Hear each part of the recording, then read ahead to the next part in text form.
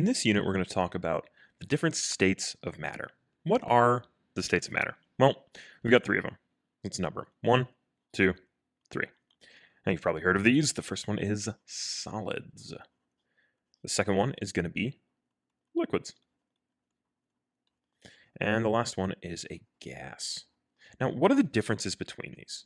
Go ahead and take a minute and try and think. What do you think the difference is between a solid and a liquid? How would you describe a solid? Like if I had a solid block of ice, just a solid block of ice. What would be the difference if I put that block of ice into a beaker and I melted it until it liquefied, became water? What do you think that difference would be? Well, the first thing is there's a definite amount of it, right?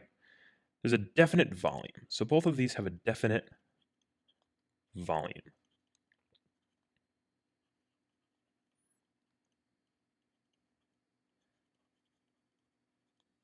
Okay, but what about the shape?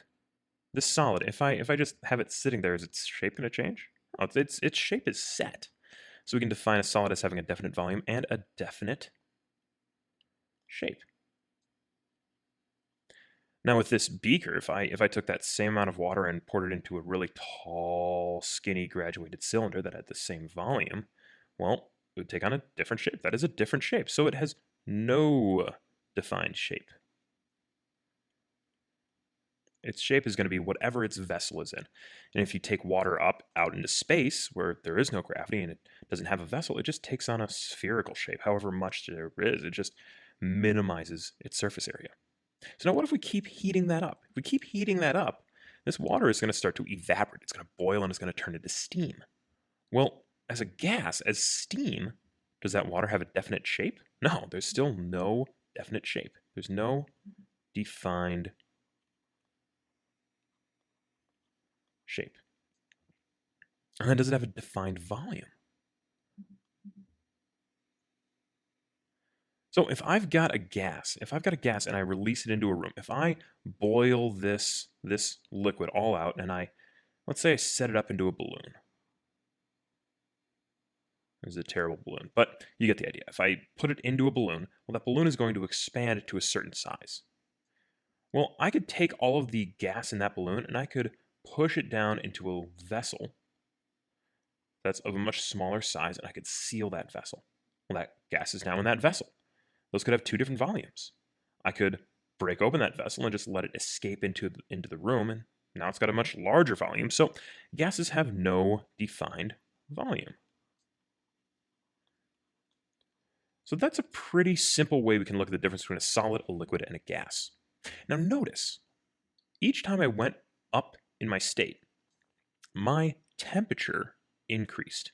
So temperature increases.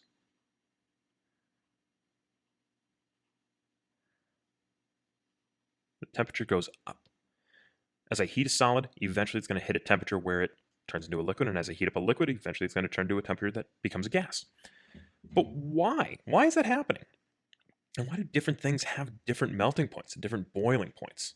Well, that's what we're going to be looking at in this unit. We're going to be looking at the properties of solids, liquids, and gases, and we're going to be looking at what holds these molecules together.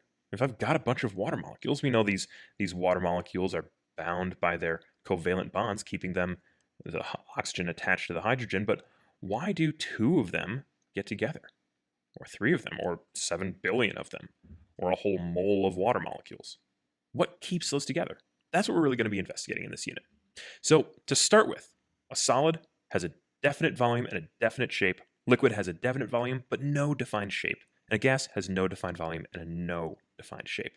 So another way we can think of this is, as we go up, we're becoming more chaotic. We're becoming less orderly. So at the solid level, we are more ordered. Things are in a more ordered fashion. But in a gas, we're just totally chaotic. Molecules are just bouncing around all over the place. So what we're going to look at next is we're going to look at intermolecular forces, or IMFs. And that's going to be the answer to these questions of solids, liquids, and gases, and why they behave the way that they do, and why certain solids have different properties from other solids, and why liquids have definite properties that are completely different from any solid. So let's look at that.